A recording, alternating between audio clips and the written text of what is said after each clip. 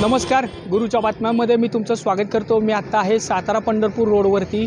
प्रामुख्यानं या रस्त्यावरती येण्यामागचं कारण हे आहे की आपण माझ्या पाठीमागे पाहत आहोत हा MSCBचा जो खांब आहे, या खांबाचा आता आपण पाहतोय की इथं कशा पद्धतीने अडथळा होतोय। भविष्यात इथं मोठी दुर्घटना घडण्याची दाट शक्यता निर्माण झालेली आहे। या ठिकाणी रस्ता रुंदीकरणाचं काम करण्यात आलेलं आहे, मात्र येथील जे खांब आहेत ते जसेच्या तशा अवस्थेत आपल्याला दिसून येत आहेत। सातारा शहरामध्ये मागच्या वर्षी याच रस्त्यावरती एका बालिकेचं नुकतं निधन झाल्याचं आपल्याला पाहायला मिळालं होतं आणि भविष्यात नक्कीच या ठिकाणी अपघात घडू शकतो।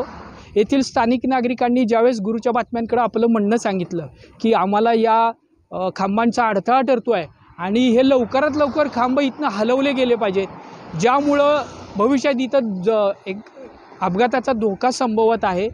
या रस्त्यावरती आपण पाहिलं की बॉम्बे रेस्टॉरंटपासून पुढं आल्यानंतर बऱ्याचशा ठिकाणी आपण पाहतो की अशाच पद्धतीचे अगदी लांबपर्यंत तुम्ही जरी पाहिलं तरी खांब तुम्हाला जसेच्या तसे दिसतात। मग हे खांब हलवण्यासाठी संबंधित यंत्रणा, संबंधित प्रशासन गप्प का बसलेलं आहे? सातारा जिल्ह्याची वाहतूक शाखा आहे, सातारा शहर वाहतूक शाखा आहे, यांना देखील मी विनंती करतो या कार्यक्रमाच्या माध्यमातून, आपलं काम आहे सातारा शहराला वाहतुकीला शिस्त लावणं आणि लोकांच्या सुरक्षिततेची जबाबदारी घेऊन त्यांना योग्य ते मार्गदर्शन करणं। मात्र संबंधित खात्यानं देखील अद्याप या ठिकाणी कोणत्याही पद्धतीची कार्यवाही केली असल्याचं चित्र दिसून येत नाही आहे। येत्या काळामध्ये सण उत्सव समारंभाचा काळ असणार आहे।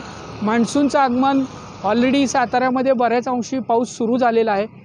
एकूणच या परिस्थितीमध्ये ह्या धोकादायक खांबांना किंवा रस्त्याला अडथळा ठरणाऱ्या खांबांना कधी हलवलं जाणार, हा खरा तर प्रश्न आहे।